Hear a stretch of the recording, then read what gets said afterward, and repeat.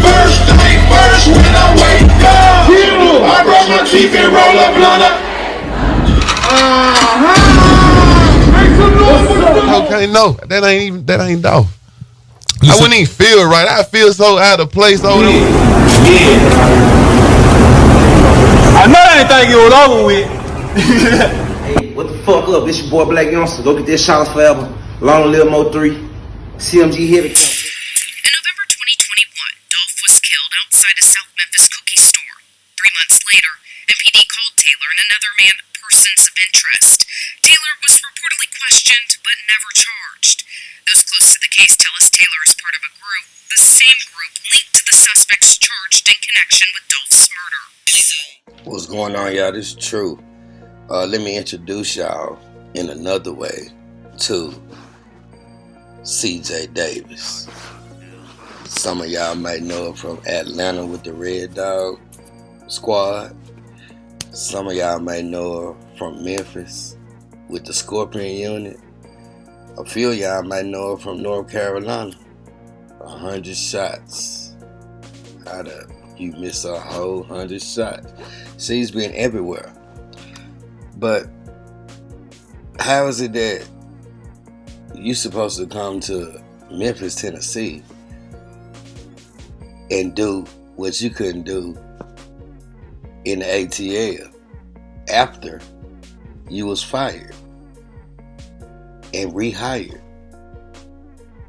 We don't need them problems. We don't need somebody that's corrupt come and do the same thing everywhere you go. So right there, she did the same thing that she did with the same kind of unit that she did in ATL. Well, guess what? We finna dive in for Tyre Nichols and a lot of other people that has no voice with these kind of units. Because if Atlanta won a civil lawsuit and they putting $550 million for what happened to Tyre Nichols, and don't forget the Department of Justice has issued they formal statement. They're saying Memphis corrupt. Yeah, and they still watching. So let's get into it. This one for you, baby girl. Read with me, y'all, because we going somewhere. I told y'all, next 3 videos is up. The chief of Memphis' police department had a lengthy career. Y'all make sure y'all focus on that, because by the time we finish, we gonna see what they mean. The chief of Memphis' police department had a lengthy career in Atlanta that nearly ended with her 2008 firing in connection with a botched investigation involving the husband of a police sergeant. Follow me. Now, Sarah Lynn CJ Davis finds herself in the spotlight again as the nation has viewed video footage showing 5 Memphis police officers fatally beating a 29-year-old motorist. Tyre Nichols, who was black, died 3 days later on January 10th. The 5 officers involved, all of whom were also black, were quickly fired and indicted Thursday on second-degree M and other charges. Before the video was released Friday evening, comments made by investigators and Davis herself indicated the footage was extremely graphic. We know. She said, "I was outraged." That's what she told CNN's Don Lemon on Friday morning. "It was unconscionable.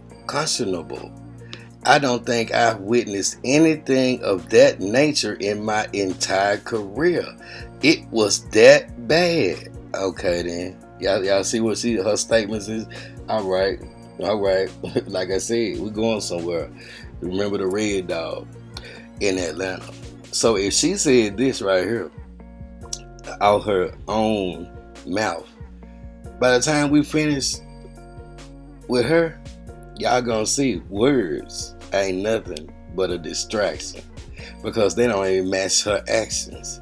It was that bad. But yet we started this with the all-white jury and the total acquittal of the same boys that did that to Tyree Nichols. And this is what she said in the very beginning. Let's go. Footage of the beating, Davis said, depicts acts that defy humanity and a complete disregard for life. Doesn't this piss you off already? By the time we finish, it's gonna piss you off even more. Man, rest in peace, Tyreek Nichols, and all for all the brothers that took the beating at the hands of these corrupt units under direction of a crooked leader. Shout out to y'all too, and for those that got roughed up, went to jail, playing drugs, planning on you and all that. They took your money, took whatever you had, even though you was riding dirty, and kept it for themselves. Shout out to y'all, cause I ain't nothing but the biggest gang. Let's continue. Parallels have already been made to the 1991 beating of Rodney King by Los Angeles police officers, though King survived those injuries. Police departments in Metro Atlanta and across the U.S. are on heightened alert this weekend as they prepare for intense backlash following the video's release. Here she go again. Davis said the footage out of Memphis is about the same, if not worse, than King's beating. Rodney King, that is.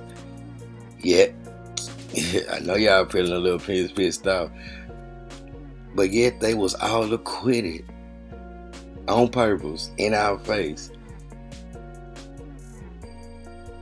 by the state and the feds. They've been already found guilty for civil rights violation, but don't never forget one important aspect. The judge in the federal case, they was found guilty before. Once again, why do you all think that the federal judge on purpose decided to not issue a sentence until after the state's trial? Y'all see? Why would that be? Mr. Nichols was able to get away from these officers, and they found him again at another location. That's what she said, CJ Davis. At that point, there was an amount of aggression that is unexplainable. She's still saying that in the beginning. Here she go again. Now there's a little background, just a little bit. Davis, who became chief of the Memphis Police Department in the same year, long little football man, right? We're gonna see by the time we finish, we're gonna really see like who facilitated all of this under the direction of the former mayor. Y'all know who he is. Who became the chief of Memphis Police Department in 2021, got her start as a patrol officer in Atlanta in 1986. With the beepers and the payphones and slow, no social media, way before YouTube. By the way, happy birthday to Virgin YouTube. You only been around for 20 years. Oh, you ain't been around for 20 years. Yep, a lot of y'all didn't know YouTube is a Virgin of True. You ain't even old enough to buy a bottle of liquor because you ain't 21 yet, but you're already, yeah, with your fake ID. Shout out to you too. She not 21 yet. She quickly advanced through the ranks, holding various titles. Keep that in mind too. Before eventually being named deputy chief. This is in the ATL. And where Dolph was, she followed him around. You know what I'm saying? It gonna make sense. And it ain't just about Dolph. It's about the whole system. As a commander, she led Atlanta's Special Operations Section. See, she had many titles. But as you gonna find out, she was promoted through the ranks very quickly. And just wait until we get to the part where she was also in charge of the internal affairs. Wow. How can you be dirty, corrupt, and then at the same damn department, you in charge, the leader of internal affairs, which was designed to investigate corruption, and you over there too? Wowzers, like my boys say. Shout out to OG Jacario, y'all. She led Atlanta Special Operations Section, which included SWAT, Mounted Patrol, Motors, APD's helicopter unit. She was the leader of all of this. She was over SWAT, Mounted Patrol, Motors. She was over the helicopter unit. She was over vice and narcotics. God, boy, what kind of, boy, don't let me say it. Because, I mean, boy, what do you have in between those? Boy. She also led the city's infamous Red Dog unit, according to her biography on the Memphis police site. I'm gonna leave a link to this where I'm starting at the Atlanta Journal-Constitution in the description box, so y'all can tap on this, all of these little tabs, and dive deeper. But let me continue. She also served as the Atlanta Police Department's Internal Affairs Commander. Boy, y'all better, don't y'all see? It's overdue. They true do it, because remember when it first happened, she was here. How you think I got hemmed up? Don't believe the bloggers or the hype, but we survived. So let's go. She also served as the Atlanta Police Department's Internal Affairs Commander. Wow, policing your own self. Here we go, y'all. Let me blow it up a little bit. She was fired in 2008 for her alleged involvement in a botched you can't say nothing. I don't use to. A botched crimes investigation into the husband of an Atlanta police sergeant. Right? Y'all get that one more time. She was fired in 2008. This is in Atlanta for her alleged involvement in a botched crimes investigation into the husband of an Atlanta police sergeant. Another police employee was also fired, and the sergeant, we're gonna break it down, y'all just follow me. Tanya Crane. She resigned before the department decided how to punish her. Right? 2 detectives accused CJ Davis of telling them not to investigate Tanya Crane's husband, Terrio Marion, T.C. Crane, after the department obtained actual photos of him with underage girls. A federal grand jury later indicted T.C. Crane on charges of producing, y'all know, CP. Yeah, child, you get it. He pleaded guilty to 1 count. Now, he pleaded guilty to 1 count. the following year, January 2009. But when it started, you see the cover up. The federal indictment was issued after Atlanta police took no action in the case, though an investigation by the city later pointed to Davis, C.J. Davis, largely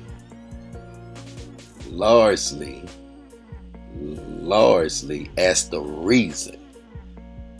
Then Chief Richard Pennington first demoted Davis from major to lieutenant before firing her.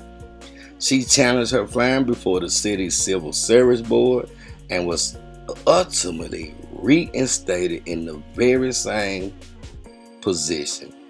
She retired from the department in 2016 to take her ASS to North Carolina as police chief. In April 2021, Davis was selected handpicked by this guy to serve his agenda, Jim Strickland, as the department's first female chief. Her appointment was confirmed a month later. Let's go, True. All right, now a little context to what they was covering up, what she got fired for, and because her friend, who was a sergeant in the same department, they tried to burn the evidence, scared the detectives off, told them don't investigate this no more. That's what our Memphis police chief. Let's get into this right here. Now this is straight from the Department of Justice, right? We own it. Terrio, whatever, Marion Crane, arrested for production of, y'all already know, we can't say that, involving his alleged exploitation of numerous young girls.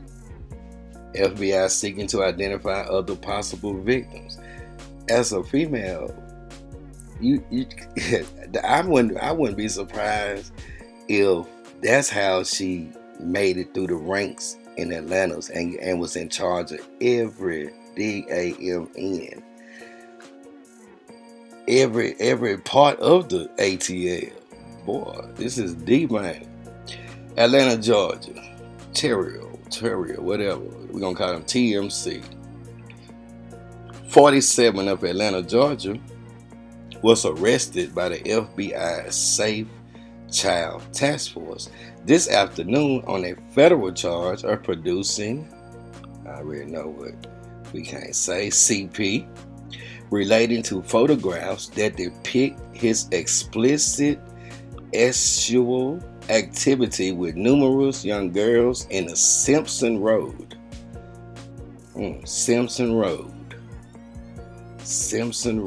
of Atlanta. Crane is expected to make his initial appearance sometime tomorrow before a United States magistrate judge. According to the Department of Justice, this is a very disturbing case for many reasons. According to the criminal complaint, photographs from the 1999 through the 2002 time period, which the FBI only recently obtained, depict T.C. Crane engaged in explicit sexual activity with at least 11 different minor girls. Photographs recovered in a search last week allegedly depict his sexual activity with at least 2 other young girls. Only 4 of those girls have been identified thus far.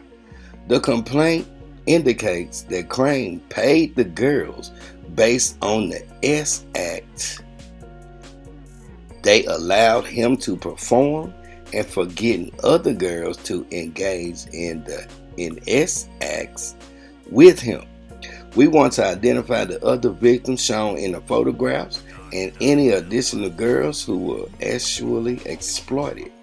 The complaint alleges that Crane engaged in the criminal conduct in his home on Beecher Road in Atlanta, where his sergeant wife was. So don't tell me that she didn't know, didn't participate, because she the one that burnt all the evidence. Thank God for the good guy that he was getting these pictures developed at. On Beecher Road in Atlanta, in and around his silver or gray pickup truck. We urge anyone who engaged in actual activity with T.C. Crane as a teenager or anyone else with information about this case to contact the FBI. There's their phone number. If any of you girls out there that's grown now want to go ahead and get paid, young girl, get paid, because that $50 he was giving y'all for violating y'all probably made y'all worse than yeah, that's not good. So compensate yourselves and let True ride. We promise that all the victims will be treated with the dignity and protection they deserve. Get your strength up. Stop living with what happened to you by grown people. That's what's wrong with half of this community. Let's go. According to the United States Attorney and the criminal complaint filed in this case, FBI investigation has determined that since at least 1999, Crane has actually exploited numerous young girls in the Simpson Road area of Atlanta and produced numerous photographs of that activity. Crane befriended young girls, took them to his home or pickup truck, and then gave them cash to engage in actual conduct. Crane also asked the young girls to bring him other young girls, for which he would pay them $50. Crane sometimes took photos or directed photos to be taken of that activity. This ain't P. Diddy, but boy, this is a disease. In 2000, an employee of a local photo processing company contacted the ATL department, APD, because he was concerned about the content of photos from film developed for Crane. Way to go, guy. Yeah, because they would have kept getting on away with that if you have, boy, this is disgusting. I'm not finna do, man, I quit. I'm finna take these whatever I got and turn your ass in, because this ain't right. Imagine people thinking about his daughter.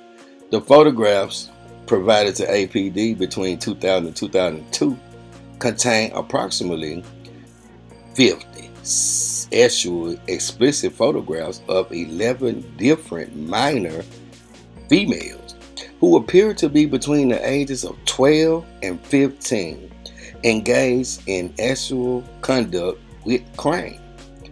On October 16, 2007, APD provided to the FBI the photographs received from the photo processing company between 2000 and 2002. Look how long it took. Photographs 2002, but CJ and her and the Goon Squad covered that up for all them years until she got fired and rehired. After further investigation, including identification of 4 of the girls in the photographs, on November 20, 2007, the FBI executed a federal search warrant at Crane's Beecher Road residence. Agents found undeveloped film, including some from disposable cameras, which was later developed and shows Crane engaged in the actual activity with at least 2 other young girls. Now check this out. In 2003, Crane's wife, who is a sergeant with the Atlanta Police Department, allegedly got a call from an unidentified person at APD headquarters that APD had photographs of her husband, unidentified person, at APD headquarters. We know who that was. That was CJ Davis. That's why she got fired. Because she told the detectives, drop it. Don't investigate none of this. Drop it. And then somebody went through the detective's desk. Oh, that's a whole nother case. But yeah, this is the unidentified person where your ass identified today. At APD headquarters, the APD had photographs of her husband engaged in actually explicit conduct with young girls. Crane's wife said she found some explicit photographs in her house and burned the photographs and negatives. Even after that time, Crane was still allegedly attempting to have sex with young girls in June or July of this year. Crane told one of the girls he had actually exploited several years ago that he was still interested in young girls and would pay her $50 for each young girl she provided to him. Since receiving the photographs in October and executing the search warrant, the FBI has been trying to find these girls in the photographs and other victims of that abuse. If y'all out there and y'all listening, do the right thing and get compensated, because what he took from y'all for that $50 when y'all was young, you ain't gotta live with it. They got a number right here. Call it. It's the FBI. The case is being investigated by special agents of the Federal Bureau of Investigation and its Safe Child Task Force. And that's it, y'all. We're gonna wrap it up for this video right here. But like I said, by the time we finish, oh yeah, we're going all the way, because it's all connected. Now, take another look and then look at political. Like it started in when soon November 17, 2021, we already knew how big and how major it was. Now, we connecting the dots. So don't forget that even before CJ got here, the pimp and the whole guy, the call girls and the evidence, oh yeah. Yeah, it's deeper than Nino Brown. It's bigger than Nino Brown. Yeah, they like to get their freak on too in the mayor's office, if you know what I mean. Well, guess who got to provide that street element? And there you go, another connection. Support the channel if you wish, because we riding it out. We doing the right thing. Cash App $TRURESULTS number 2. If you don't do that, like, share, and subscribe. Hit your notification bell and put them on all to be notified every time True drop. If that ain't enough, do this for me. Stay safe, stay blessed, and stay true. Hashtag all 3. Shout out to another queen, one of them, Shetty Shell. And shout out to y'all too. Salute. I'm out. True. Everybody who is involved are responsible for this murder, and we're going to make sure that everybody who is involved gets justice. Friday morning inside a Shelby County court, Hernandez Govan pled not guilty for what the county says was his role in the 2021 murder of young Dolph. We nonetheless are confident that we're going to be able to prove every element of the offenses that we've charged. We'll be able to prove our case beyond a reasonable doubt. And, whether we resolve this case through a plea or a trial, we're ready to seek justice in this case. Prosecutors say that Govan was the one to introduce the alleged shooters Justin Johnson and Cornelius Smith to Big Juke, who the prosecution said put a $100,000 hit out on young Dolph. The charges are at trial. There's a conspiracy count that for him carries up to 40 years. There is the murder count that carries life in prison. We're pleading not guilty in this case, and we'll get to trial on July 28th. But Manny Aurora, Govan's attorney, says his client is not guilty of the murder or the conspiracy charges, and he is not the mastermind of young Dolph's murder. There's all been rumors about he's this or he's that, and I think hopefully we can put all that stuff to bed.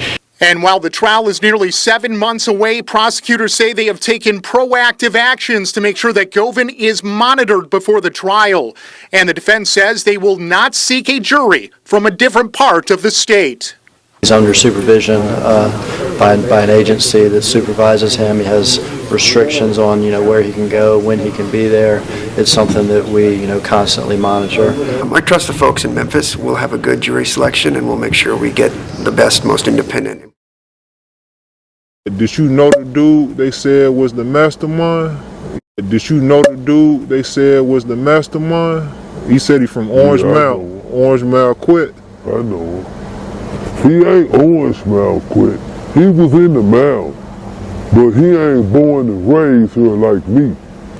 He came when he was already grown.